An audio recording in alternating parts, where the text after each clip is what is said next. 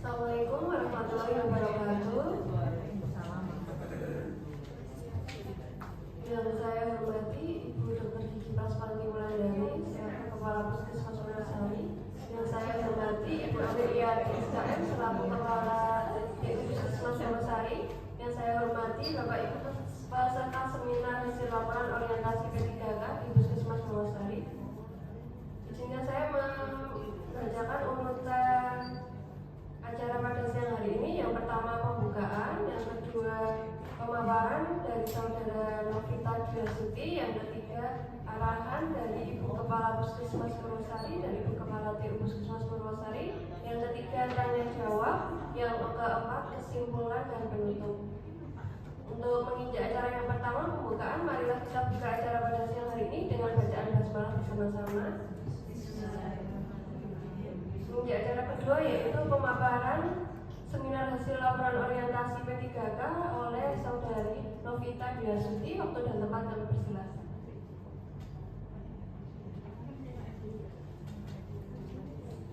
Assalamualaikum warahmatullahi wabarakatuh.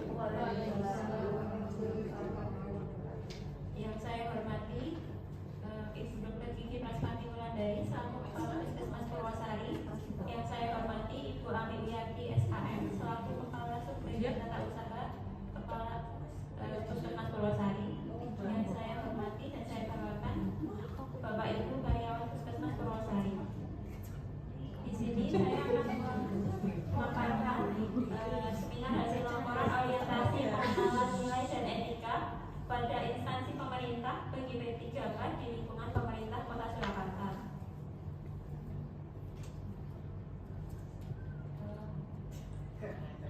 Saya atas nama Novita Dwi, NIPPK 200111092024 sebagai peranata laboratorium kesehatan terampil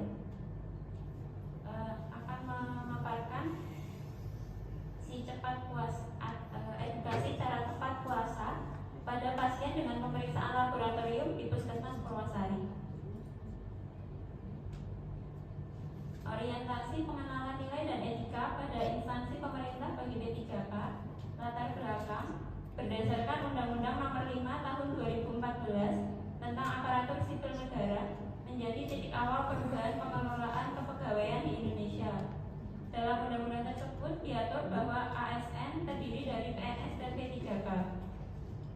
Berdasarkan surat keputusan Kepala Bagian Kepegawaian dan Pengembangan Sumber Daya Manusia Pemerintah Kota Surakarta nomor B-04.00/3028 tentang penyelenggaraan orientasi pengenalan nilai dan etika pada instansi pemerintah bagi P3K Pemerintah Kota Surakarta tahun 2025. Tujuannya, yang pertama, memberikan pengayaan pengetahuan P3K sesuai dengan kebutuhan instansi pemerintah. Menurut Peraturan Lembaga Administrasi Negara Republik Indonesia Nomor 15 Tahun 2020, Pasal 1 Angka 6. Yang kedua, membekali peserta dengan pengetahuan, sikap, dan perilaku tentang nilai dan etika pada instansi pemerintah dalam mendukung pelaksanaan tugas jabatannya dan pencapaian visi-misi organisasi. Yang ketiga, membekali peserta dalam mengaktualisasikan nilai-nilai dasar ASN berakhlak.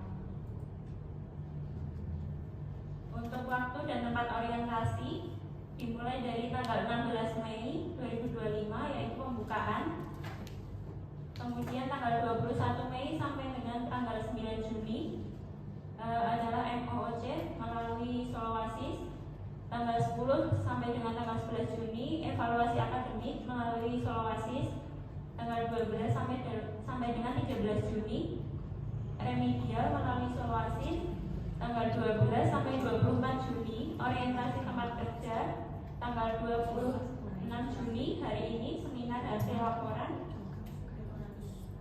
yang bertempat di Aula Puskesmas Purwosari. Nilai dan etika pada pemerintah Kota Surakarta dengan visi pemerintah Kota Surakarta yaitu mewujudkan Surakarta sebagai kota budaya yang modern, tangguh, gesit, kreatif, dan sejahtera. Misi pemerintah Kota Surakarta yang pertama, meningkatkan kualitas kesehatan masyarakat yang berkelanjutan. Yang kedua, memperkuat pertumbuhan ekonomi yang adaptif dan berkelanjutan. Yang ketiga, mewujudkan tata ruang dan infrastruktur kota yang mendukung kemajuan kebudayaan dan pariwisata berkelanjutan. Yang keempat, meningkatkan kualitas dan daya saing pemuda dan masyarakat umum di bidang pendidikan, ekonomi, seni budaya, dan olahraga. Yang kelima, mengembangkan tata kelola pemerintahan dan pelayanan publik yang gesit dan kolaboratif, berlandaskan semangat gotong royong dan kebinekaan. Yang keenam, mewujudkan kemakmuran dan kesejahteraan bersama warga kota yang berkeadilan dan inklusif. Yang ketujuh, mewujudkan daerah yang kondusif dan kerukunan antar umat beragama dalam tata kehidupan bermasyarakat yang saling menghormati. Berikut merupakan struktur organisasi dan tata kerja pemerintah Kota Surakarta berdasarkan Peraturan Daerah Kota Surakarta Nomor 6 Tahun 2023, terdiri dari Sekretariat Daerah, Sekretariat DPRD, Inspektorat, Dinas Daerah yang terdiri dari 20 dinas, Badan Daerah yang terdiri dari 7, yang terakhir Kecamatan terdiri dari 5 kecamatan.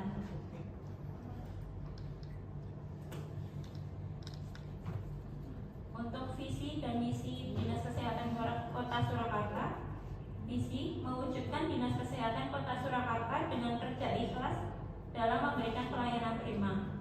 Misi Dinas Kesehatan Kota Surakarta memberikan pelayanan prima yang berorientasi pada kesesuaian peraturan perundang-undangan yang berlaku, keterbukaan informasi dan kejelasan. Yang kedua, meningkatkan kualitas SDM aparatur secara periodik dan berkelanjutan. Yang ketiga, mengembangkan sarana dan prasarana serta memutakhirkan teknologi informasi. Untuk visi dan misi Puskesmas Purwosari, visi Puskesmas Purwosari menjadikan Puskesmas Purwosari sebagai pusat pelayanan kesehatan masyarakat yang profesional dan bermutu untuk mewujudkan kemandirian masyarakat di bidang kesehatan. Misi Puskesmas Purwosari yang pertama, meningkatkan pelayanan kesehatan yang profesional dan bermutu yang berorientasi pada keselamatan pasien. Yang kedua, mendorong kemandirian hidup sehat bagi individu, keluarga, kelompok, dan masyarakat. Yang ketiga, menggerakkan dan bertanggung jawab terhadap pembangunan kesehatan di wilayah kerja dengan melibatkan kerjasama lintas sektoral dan pihak swasta. Yang keempat, melaksanakan sistem informasi kesehatan yang cepat dan tepat. Yang kelima, menggerakkan, memberdayakan masyarakat untuk hidup sehat. Yang keenam, meningkatkan profesionalisme sumber daya manusia di bidang kesehatan. Untuk tugas pokok dan fungsi, tugas pokok di Puskesmas Purwosari melaksanakan kebijakan kesehatan untuk mencapai tujuan pembangunan kesehatan di wilayah kerjanya.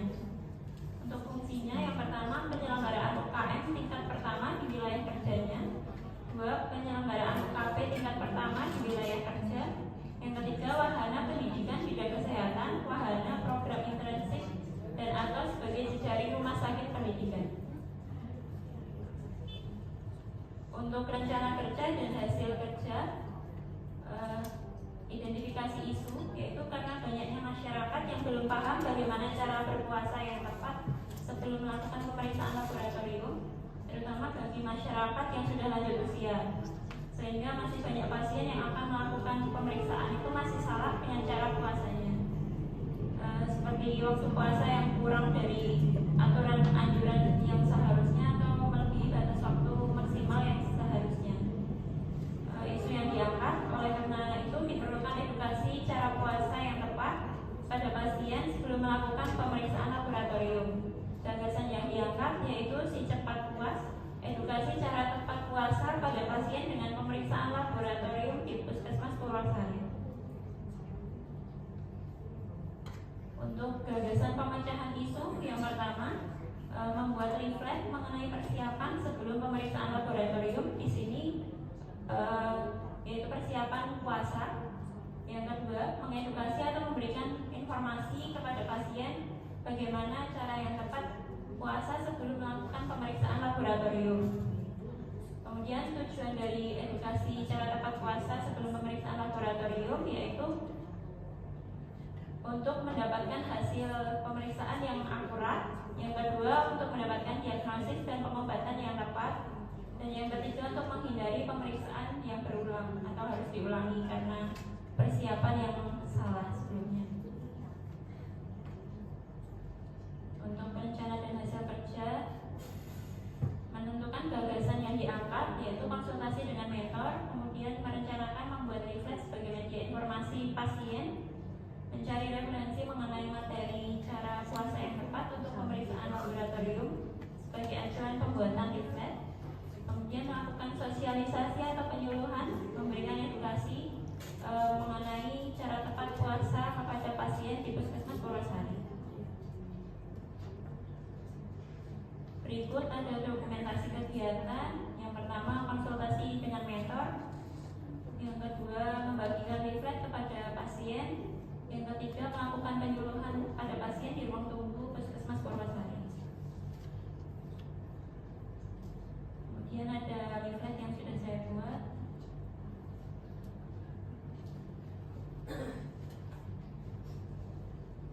Untuk kesimpulan dan saran, kesimpulan yang pertama, seluruh P3K harus memahami manajemen P3K sesuai dengan regulasi yang ada. Yang kedua, seluruh P3K diharuskan memahami visi dan misi pemerintah Kota Surakarta, Dinas Kesehatan Kota Surakarta, dan unit kerja masing-masing. Yang ketiga, seluruh P3K memahami SOTK pemerintah Kota Surakarta dan unit kerja masing-masing. Yang keempat, seluruh P3K memahami tupoksi dan mengimplementasikan nilai-nilai dasar berakhlak di unit kerja masing-masing. Kemudian untuk saran, diharapkan selalu ada edukasi pada pasien untuk melakukan persiapan sebelum periksa laboratorium atau informasi lain mengenai pemeriksaan laboratorium yang dapat terbaca oleh pasien. Sekian paparan yang dapat saya sampaikan. Mungkin ada masukan dari Ibu Dr. Gigi Praspami Wulandari dan Ibu Ami.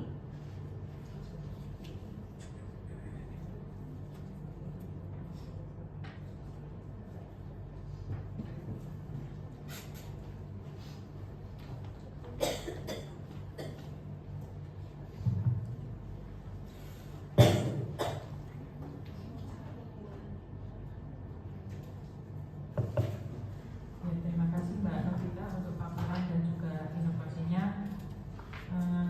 Tata tulisnya masih ada beberapa yang salah, ada beberapa bagian yang diulang-ulang, ini sudah saya beri tanda, mohon nanti diperbaiki. Kemudian saya ingin bertanya, melakukan evaluasi dengan memastikan tersampaikannya cara tepat puasa laboratorium kepada pasien.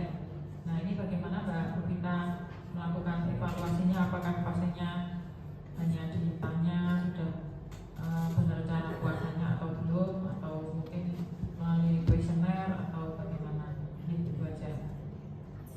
Baik, untuk cara evaluasinya saya nanti akan untuk setiap sebelum melakukan pengambilan darah itu selalu menanyai kepada pasien sudah puasa atau belum, puasanya sudah dari jam berapa, jadi kita bisa menghitung berapa jam puasa terakhir makan sampai diambil darah. Seperti itu. Nanti ada dicatat di buku pengambilan, buku register pengambilan hasil laboratorium.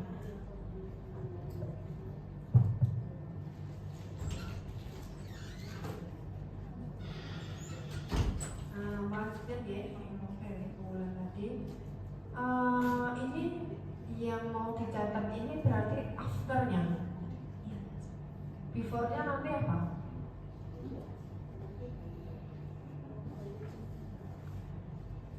Kan ini mengedukasi, jadi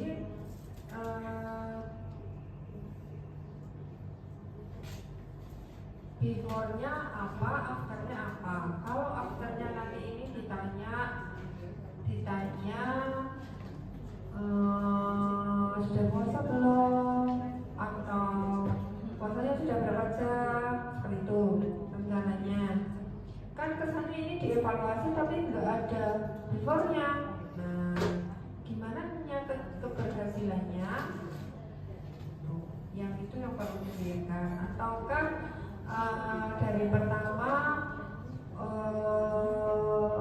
gimana ya, atau mau Mbak Novita before-nya bikin kuesioner. Ya kuesioner aja luas, nggak usah diedukasi dulu bahwasanya tanggal sekian sudah dilakukan ini, ternyata masih banyak yang belum mengetahui. Ini buat Mbak Novita bisa tahu before afternya.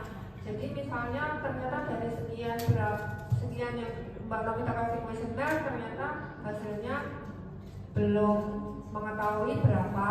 Nah nanti dalam sebulan kalau Mbak Novita itu mau mengevaluasi, yang nanya progresnya dari sekian, misalnya yang masuk ke lab 10 pasien, Mbak Novita nanti setelah ini ya, misalnya hari ini mau kuesioner umum saja 30 pasien, ya umum aja di ruang tunggu misalnya. Nah nanti baru dinilai. Hari berikutnya coba bikin evaluasi. Ya kita jadi nggak fokus ke orang yang sama sih sebenarnya. Cuman kalau mau bikin jadi sampelnya jadi tidak sama ya, bisa nggak ya gitu? Misalnya nanti hari mau mengevaluasinya hari pertama 10 pasien yang masuk ke lab ditanya yang sudah sesuai berapa, yang belum sesuai berapa, nanti Mbak ini bisa bikin baru bisa menilai itu tadi berapa persen, dari ini bisa dinilai berapa persen, 10 misalnya yang benar 5, yang salah 5, berarti 50 tadi. Nah ada kenaikan enggak, atau mau di karena susah ya before afternya tidak begitu kelihatan kalau seperti ini, atau setelah, atau gini secara umum memang yang tadi tidak kurang dijadikan isu, kemudian dibuat itu tadi laporan harian 10, misalnya ada 10 pasien, besok ada berapa pasien, dibuat grafik, ternyata sudah benar semua atau seperti apa grafiknya. Nah nanti misalnya turun, nah nanti bikin apa untuk menaikkan itu lagi, seperti itu. Jadi kelihatan nanti before afternya seperti apa. Misalnya kenaikan, sekarang yang sudah mengerti, yang datang ke lab itu ternyata sudah 80% sudah melakukan puasa dengan benar gitu. Jadi kan ada angkanya. Enggak, kadang kalau edukasi itu memang agak sulit ya menilainya. Mau disuruh terus langsung dikasih kuesioner sudah mudah apa belum, tadi diulang kayak gitu. Tapi kan ya ini ya, karena dia belum tentu cek lab. Jadi masukan saya sih ini buat nantinya kan mau dimasukkan ke Breda, jadi sekalian saja dibenerin, dimasukkan ke isu Mbak. Ini jadi kayak di awal ya, masukkan ke isu, misalnya pertanyaan kuesioner ke yang itu di tunggu itu, ternyata pemahamannya belum benar, itu berapa persen, nanti bisa diangkat untuk ini, dan evaluasinya yang tadi seperti Mbak Novita sampaikan tadi, mau dicatat yang benar berapa, jadi kan terlihat nanti belum lagi. Itu saja dari saya.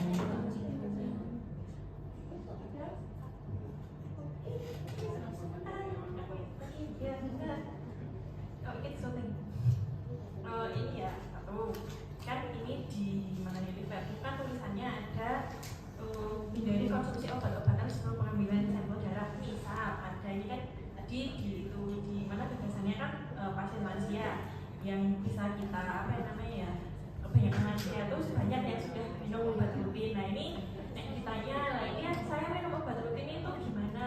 Itu sebenarnya seperti apa? Tuh terus ya itu dari konsumsi obat apa, kemudian ini pengambilan sampel sebaiknya jam 7 sampai 9. Jagain aja pasien kita yang terlalu vokal. Aku jam itu pun jus sak menit tok biji kok jarain. Padahal wis teko. Apa ya sih? Apa lupa ya. Terus ini leafletnya mau ditaruh di mana? Apakah mau ditaruh di lab? Terus yang ngasihkan itu siapa dan hasilnya pas kapan. Terus tadi yang dimaksud Bu Ami tadi ya sama Novita tadi bilang pasien sudah diambil darahnya ditanya dulu puasanya udah berapa jam atau apa nah mungkin bisa dibikin checklistnya atau buku baginya tadi sebelum pasien diambil sampelnya itu di checklist puasanya udah berapa jam Pak, mulai dari kapan yang habis itu makan apa aja nah itu ada checklistnya mungkin bisa dibuat seperti itu. Terus ya itu aja terutama yang tadi ya kalau obat-obatan itu obat-obatan apa yang harus dihindari sebelum pengambilan sampel darah sama ini terapinya mau ditaruh jadi diberikan kepada pasien itu pas apa cuma ditaruh di pendaftaran nanti pasien lihat aku ambil gitu atau gimana.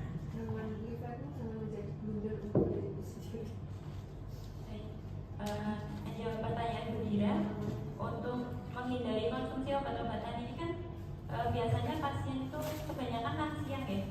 Kalau lansia misal pasien dengan diabetes itu kan harus minum obat setiap hari. Misal minumnya pagi kan puasanya dimulai dari malam hari. Nanti sebelum diambil darah itu tidak boleh minum obat dulu. Nanti setelah diambil darah baru boleh mengkonsumsi obatnya. Terus untuk pengambilan sampel sebaiknya jam 7 sampai jam 9. Biasanya kalau kami di laboratorium memberitahu cara puasanya itu terakhir makan itu jam 8 malam, nanti diambil darah jam 8 pagi, kan bisa terhitung 12 jam seperti itu. Untuk leafletnya ini nanti bisa ditaruh di pendaftaran dan juga sekarang kan ada CKG, bisa diletakkan di CKG untuk diambil oleh pasien sebagai persiapan sebelum melakukan CKG. Kalau dilakukan ditaruh di CKG pasien udah mau di CKG nggak jadi puasa karena udah ada darahnya.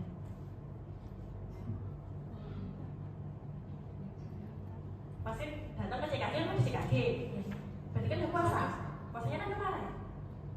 Ya toh, nah ini mungkin masukan ya, ini bisa ditaruh di klaster 3 atau klaster 2 yang memang perlu untuk pasien lab karena kan lab itu penunjang ya lintas klaster, jadi mendapatkan rujukan dari unit pelayanan. Nah mungkin ini bisa ditaruh di klaster 2 atau klaster 3 atau mungkin ini selain leaflet bisa dibikin checklistnya. Nanti jadi ini ya inovasinya Novita, tapi bisa jadi yang menjalankan bukan Novita secara langsung. Jadi misalkan checklist ini nanti ditaruh di klaster, dokter nanti atau mbak perawatnya nanti yang menjelaskan, Pak besok BMC ya, perlu BMC ya, nanti puasanya dari jam segini, obatnya yang ini dihindari dulu atau seperti apa. Nah itu nanti jadinya di teman-teman yang ketemu sama pasien langsung. Itu masukan, mungkin bisa ditekan lagi. Terima kasih. Itu juga malah lebih tahu ini kan sebelumnya berarti kan pasien yang akan dirujuk dari klaster 2 dan 3. Nah nanti besok evaluasinya ada lab sudah benar apa belum. Nah itu sudah bisa. Yang jelas nanti ini bagus, matangkan saja inovasi ini. Jadi buat dasarnya untuk mengangkat si inovasi ini lebih ini lagi, lebih baik lagi. Itu kan tadi yang disampaikan pertama tadi itu bisa, atau disampaikan Bu Dira tadi bisa. Misalnya untuk sebelumnya ya udah ngambil aja misalkan dari rujukan rujuk, misalnya itu juga bisa. Besok yang datang sama Bu sudah misalnya ini untuk memudahkan ya dan apa namanya membuat inovasinya itu lebih nyata, real bisa diimplementasikan. Tidak sekedar hanya karena memang kalau edukasi itu kan sama luas ya. Terima kasih masukannya Bu Dira, Bang. Itu lagi ngobrol sama Mbak Dira. Karena nggak salah kok alur yang GMC itu kan pasien daftarnya ke lab langsung nggak tuh, bener ya? Itu iya. sekarang Nah, kita di luar PKG ya. saya daftar dulu di puskesmas di Laboratorium. Nah, itu kan bisa dibikin nih, kamu kan diperbaiki lagi nih. Misalnya dikasih nama, dikasih nomor indeks, terus jadwal GMC. Nanti dibikin lagi, dibikin checklist ini isinya.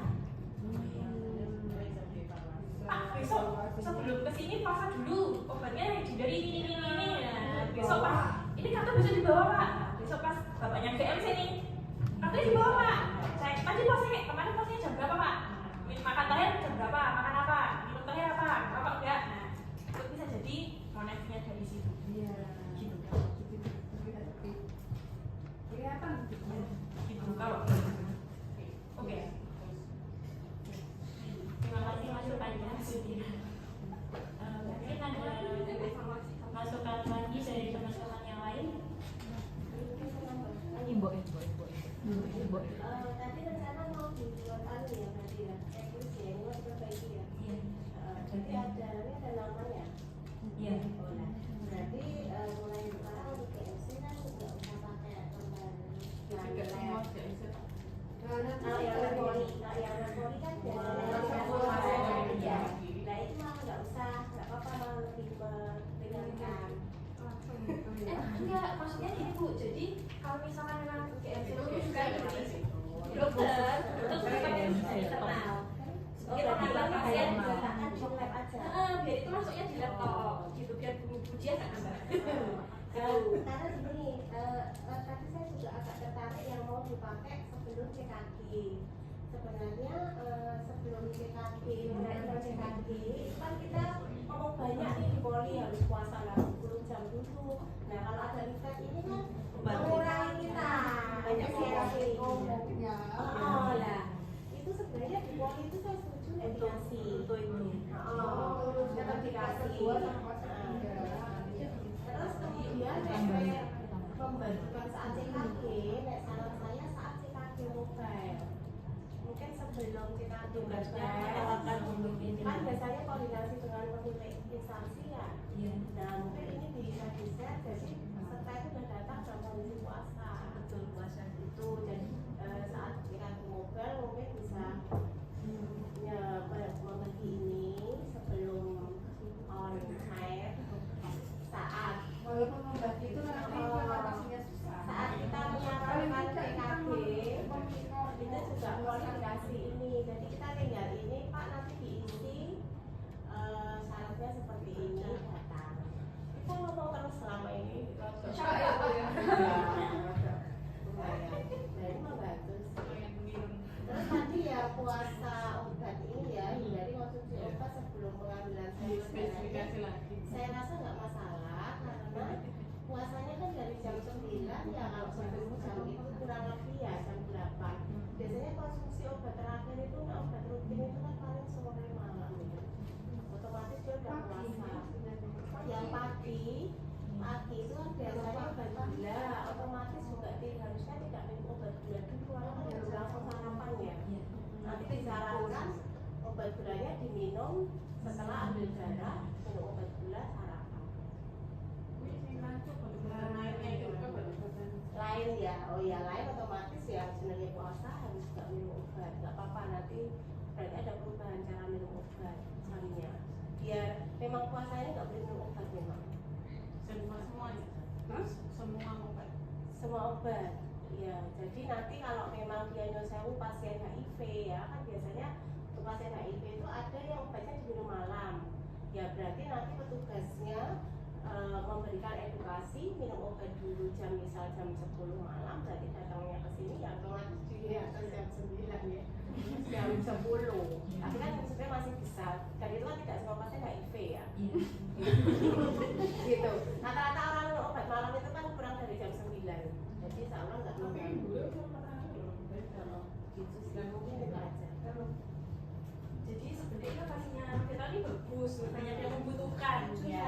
Ini mungkin tetap bisa digunakan nih, bisa ditaruh di Cuma ini CKG sama Riana kalau dicetak emang mau segini kecil ya?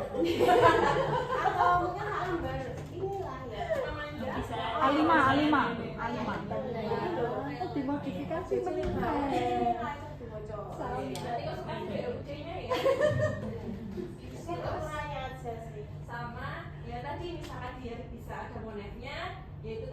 kartu yang ada nama identitas pasien sama checklistnya.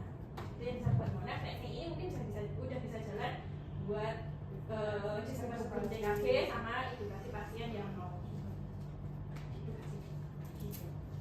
Terima kasih masukannya Bu Dian, Bu Dira. Mungkin ada masukan lagi dari teman-teman yang lain? Oh, halo-halo. Halo ini kan kayak Suaranya kecil.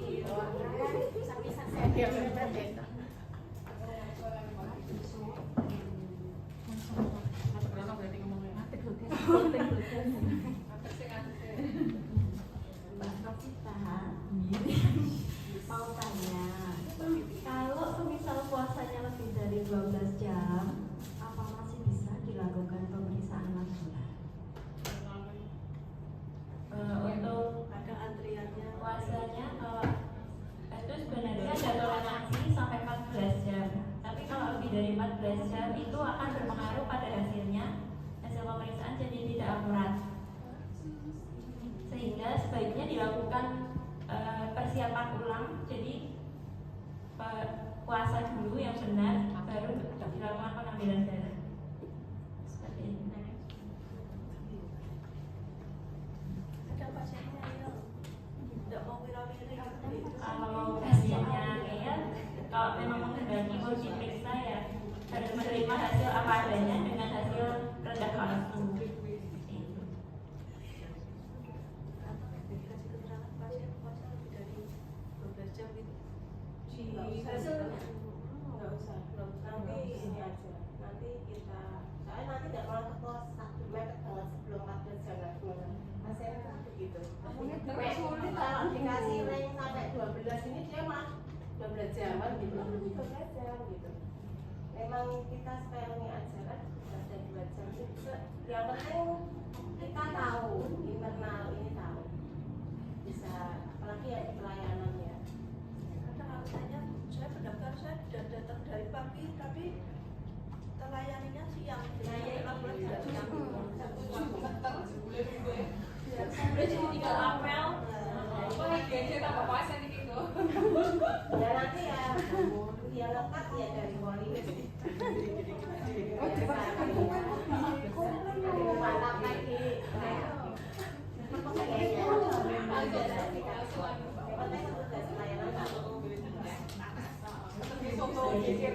Terima kasih atas masukan dari Ibu Dr. Gigi Prasmati dari Bu Ami.